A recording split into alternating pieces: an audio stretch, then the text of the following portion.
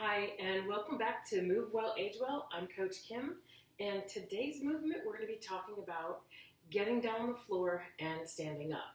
Now, in my first video, I did mention that a lot of people have made the comments that they don't get down and up off the floor anymore because they're getting old.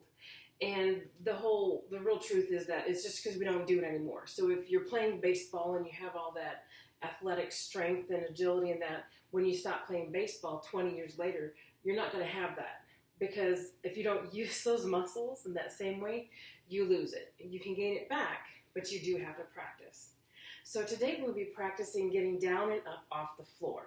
Now there's a couple ways to do it, and I just want to remind you that we're all built differently. So someone who's much taller than me may have to find their own way. Someone who's shorter or it depends on if there's knee issues or shoulder issues, all that. So take that into consideration and just know that it's you to take time to practice and figure out how to do this or any other kind of movement, because we're not all made the same. So the first one I'm going to get down is get down on the floor. We're going to do this just non-supported.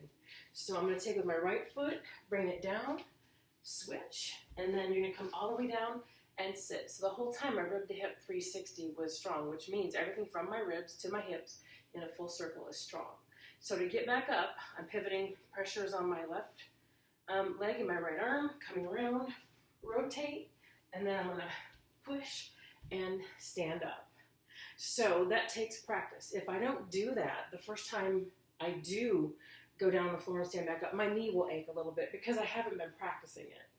So I led with my right leg down. So the next time it would be lead with the left, coming all the way down, sitting down, rotating, lead with that left, and standing up. So that's unsupported.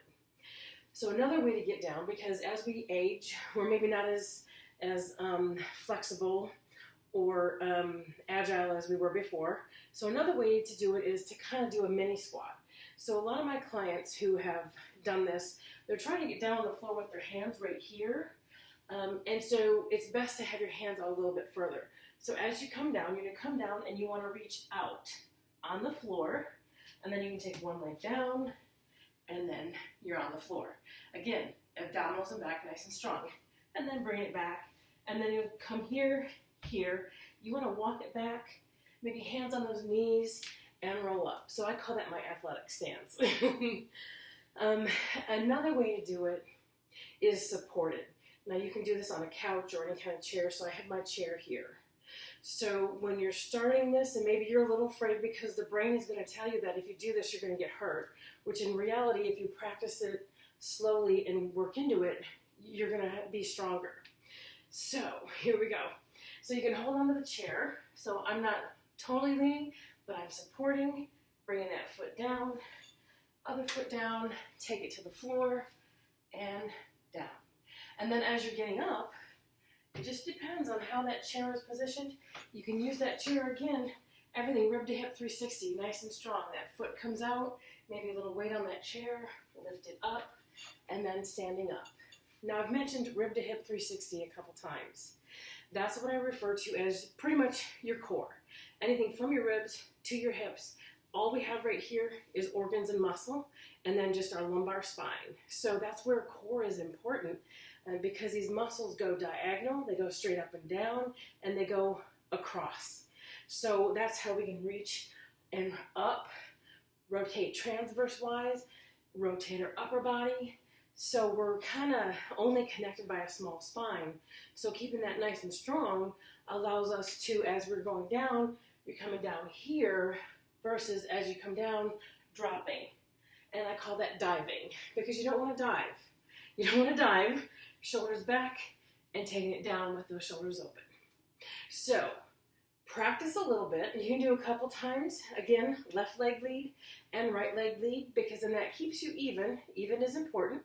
And you may notice one is weaker than the other, and that's very common. We are commonly stronger on one side than the other, unless you've done group fitness or you've done training to where you're going to tax each side evenly. So, and the final thought on doing these, getting down on the floor and getting back up, it's more applicable to your life and what you do than a burpee. So I don't like burpees. I don't do burpees. That may be something that I can show a modified burpee later on, but for today, practice your sit stands. Do a couple left leg lead. Flip to the other side. Not like literally flip, but go to the other side and get down on the floor and get back up with your right leg lead. So this keeps you nice and strong. And most importantly, rib to hip 360. Everything, all the way around, not just your abdominals, your back, everything there, nice and strong as you go down and as you get up. It helps keep you balanced, and it helps reduce the strain on your lower back. So get on the floor, get back up, and have fun.